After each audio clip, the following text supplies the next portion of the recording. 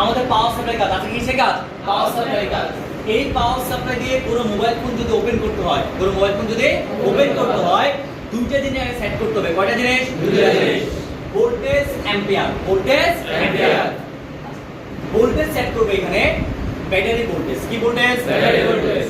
যখন পুরো মোবাইল ফোনে আপনার কাছে আসবে, কাস্টমার নিয়ে আসবে, ওই সকল মোবাইল ফোনে ব্যাটারি থাকবে, ওই ব্যাটারিতে যত মানে থাকবে তত মান আমরা এই পাওয়ার সাপ্লাই ভোল্টেজ রেঞ্জে সেট করব।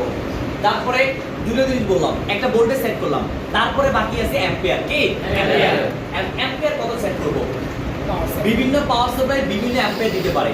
তো আপনি যেই পাওয়ার সাপ্লাই দিয়ে মোবাইল ফোনকে রানিং করতে যাবেন, ওই পাওয়ার সাপ্লাই সর্বোচ্চ অ্যাম্পিয়ার দেওয়ার ক্ষমতা কত, ওই পাওয়ার সাপ্লাই সর্বোচ্চ অ্যাম্পিয়ার দেওয়ার ক্ষমতা কত, সেটা ধারণা আপনাকে নিতে হবে।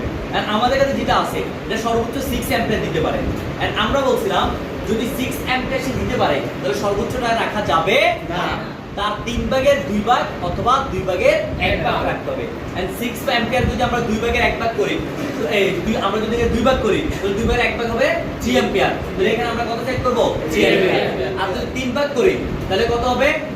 2 ভাগ রাখবো আমরা। তাহলে এখানে কত অ্যাম্পিয়ার? 4 অ্যাম্পিয়ার। কথা কি বুঝছি কিনা? তাহলে অ্যাম্পিয়ার সেট করব সর্বোচ্চ 2 ভাগের 1 ভাগ অথবা 3 ভাগের 2 ভাগ। কথা কি বুঝে আসছে? তাহলে এখানে ভোল্টেজ আর অ্যাম্পিয়ার সেট করব, ভোল্টেজ আর অ্যাম্পিয়ার। অফ করে